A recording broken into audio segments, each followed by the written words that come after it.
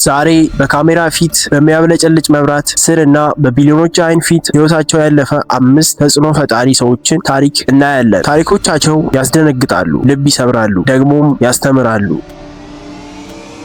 የመጀመሪያው ሰው ስቲቭ ኢርዊን አዞ አዳኙ በክሮድል ሃንተር በመባል የሚታወቀው ስቲቭ ኢርዊን በዓለም ላይ ካሉ አደገኛ አራዊት ጋር እንደ ሕፃን ልጅ የሚጫወት ደፋር ሰው ነበረ። በአዞዎቹ አፍ ውስጥ እጁን ሲከት መርዛማ እባቦችን በባዶ እጁ ሲይዝ እያየን ተገርመንለታል። ይህ ሰው እንዴት አይፈራም ብለን ጠይቀናል። ነገር ግን ስቲቭን የገደለው ማንም ያልገመተውንና ሰላማዊ የሚመስል የባህር ፍጥረት ነው። እንደ አውሮፓውያን አቆጣጠር በ2006 ዓ.ም ስቲቭ ኦሸንስ ቢድሌስት የተባለ ዶክመንተሪ በአውስትራሊያ ባህር ውስጥ እየቀረጸ ነበረ። በአጋጣሚ ስቴንጀር የሚባል አሳ አገኘ። ይህ አሳ አብዛኛውን ጊዜ ሰላማዊ ነው። ነገር ግን ስቲቭ ከበላዩ ሲዋኝ አሳው የመሸበር ስሜት ተሰማው።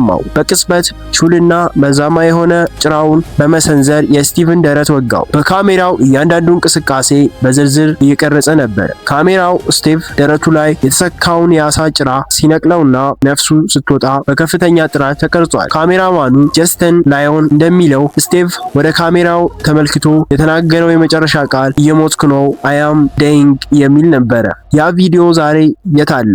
ብዙዎች ሊያዩት ቢመኙም ባለቤቱ ቴሪ ኢርቬን ቪዲዮውን ለሕዝብ እንዳይወጣና እንዲጠፋ አድርጋለች። ካሜራው የጀግናውን የመጨረሻ ሰከንድ ቀርጾ ሚስጥሩን ይዞ ወደ ካዝና ገብቷል።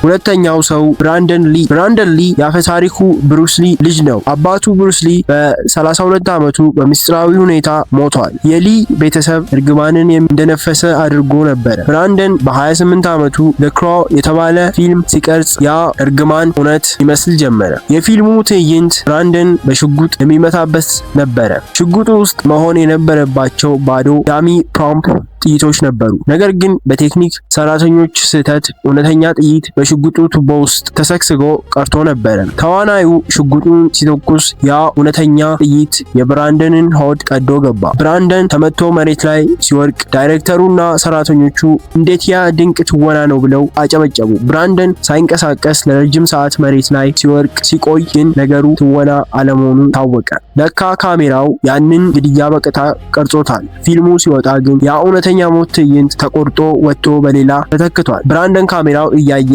አባቱ ለቀቀው። የኪነ ጥበብ መድረክ ህይወቱን ሰጠ። ሶስተኛው ሰው ቶሚ ኩፐር። ይህ ታሪክ ምናልባትም በታሪክ ውስጥ እጅግ ልብ ሰባሪውና አስደንጋጭ ክስተት ነው። ቶሚ ኩፐር የታወቀ እንግሊዛዊ ኮሜዲያንና አስማተኛ ነበረ። በ1984 ዓ.ም ላይቭ ፍሮም ሀር ማጀስቲ ኤስ በተባለ የቀጥታ ስርጭት ፕሮግራም ላይ በቢሊዮን የሚቆጠሩ ሰዎች እያዩት ስራውን እያቀረበ ነበረ። ቶሚ የሚታወቀው ሁልጊዜም አስማት ሲሰራ እንደተሳሳተ መስሎ ሰዎችን በማሳቅ ነው። ትዕይንቱን እያቀረበ እያለ በድንገት ከባድ የልብ ድካም አጋጠመውና መድረኩ ላይ በጀርባው ተዘረረ። ቶሚ ሲወድቅ ተመልካቾቹ ይሄም እንደ ድሮ የኮሜዲው አካል መስሏቸው በሳቅ ፈነዱ። አዳራሹ በጭብጨባና በሳቅ ተናወጠ። ቶሚ በመድረኩ መጋረጃ ጀርባ ነፍሱ ስትወጣ ካሜራው የእሱን ስቃይና ተመልካቹን ሳቅ በአንድ ላይ ቀርጾታል። ዳይሬክተሩና ረዳቶቹ ቶሚ እንዳልተነሳ ሲያውቁ ነገሩ እውነት ነው ብለው መብራቱ እንዲጠፋ አደረጉ። ዓለም በታላቁ ኮሜዲያን ሞት ላይ እየሳቀች ነበረ። ለካ ሞት አንዳንዴ በጭብጨባ የታጀበ መራራ ትዕይንት ይሆናል። አራተኛው ሰው ደግሞ ቪኪ ሞሮ በ1982 ትዊላይት ዞን ሙቪ የተባለው ፊልም ሲቀረጽ የነበረው ቪኪ ሞሮ በዓለም ፊልም ታሪክ እጅግ ዘግናኝ አደጋ የደረሰበት ሰው ነው። ትዕይንቱ በቪየትናም ጦርነት ወቅት ቪኪ ሞሮ 2 ህጻናትን አዝሎ ከሄሊኮፕተር ጥቃት ሲያመልጥ የሚያሳይ ነበረ። በፊልሙ ላይ ጥቅም ላይ የዋሉት ትላልቅ ፈንጂዎች ኤክስፕሎሲቭስ በስህተት ሄሊኮፕተሯ በጣም ተቀራርበው ፈነዱ። ይህም የሄሊኮፕተሯን የኋላ ሞተር ስላበላሸው ሄሊኮፕተሯ ቁጥጥር አታ በቀጥታ በቪክና በሁለቱ ህጻናት ላይ ተከሰከሰች። ሄሊኮፕተሯ በቪክና በህጻናቱ ላይ ስትወድቅ 3 ካሜራዎች በተለያዩ አቅጣጫ ይቀርጹ ነበር። ካሜራዎቹ ያንን ዘግናኝ እልቂት በሰከንድ ልዩነት ቀርጸውታል። ይህ አደጋ በፊልም ኢንዱስትሪ ውስጥ ትልቅ ለውጥ እንዲያመጣና የህጻናት ተዋናዮችን ጥበቃ እንዲጠናከር ምክንያት ሆነዋል። ካሜራው ግን የዛን ቀን ጥበብን ሳይሆን እውነተኛ ሲኦልን ነበር የቀረጸው።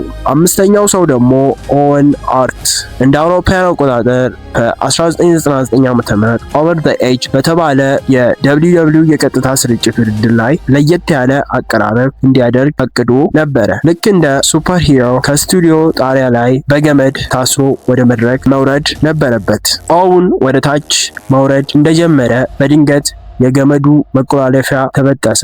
ኦውን ከ7 ፎቅ ህንፃ ከፍታ ላይ በቀጥታ ወደ መድረክ ሪስሊንግ ተከሰከሰ። በቢሊዮን የሚቆጠሩ የቤት ውስጥ ተመልካቾች በዛን ወቅት ማስታወቂያ እያዩ ስለነበረ አላዩትም። ነገር ግን በስቱዲዮ የነበሩ 16,000 ሰዎች ድርጊቱን በቀጥታ ተመልክተውታል። ተመልካቾቹ ይህም እንደሌሎቹ የሬስሊንግ ትርኢቶች ድራማ መስሏቸው ነበር። ነገር ግን አስተላላፊው ጂም ሮስ ይህንን ትርኢት አይደለም እውነተኛ አደጋ ነው ብሎ ሲናገር ስቱዲዮ በድንጋጤ ጸጥ አለ። ካሜራው የመጨረሻውን የኦወን ሃርት ጉዞ አየር ላይ ቀርጾታል። እነዚህ 5 ሰዎች የሞቱት በሚወዱትና በቢሊዮን የሚቆጠሩ ሰዎች በሚያዝናኑበት መድረክ ላይ ነው። ካሜራው የነሱን ድንቅ ችሎታ ብቻ ሳይሆን የማይቀረውን የሰው ልጅ ሞትም ቀርጾታል። እነዚህ ታሪኮች የሚያስተምሩን አንድ ትልቅ ነገር አለ። በህይወት መድረክ ላይ ማንኛውም ሰከንድ ላይ መጋረጃ ሊዘጋ ይችላል። ስለዚህ የምንኖርበትን እያንዳንዷን ሰከንድ እናከብራት ይገባል። ከነዚህ 5 አስደንጋጭ ታሪኮች ውስጥ እናንተ ይበልጥ ያስደነገጣችሁ የትኛው ነው? ኮመንት ላይ አስቀምጡልኝ። ስለተከታተላችሁ አመሰግናለሁ። ደህና ቆዩልኝ።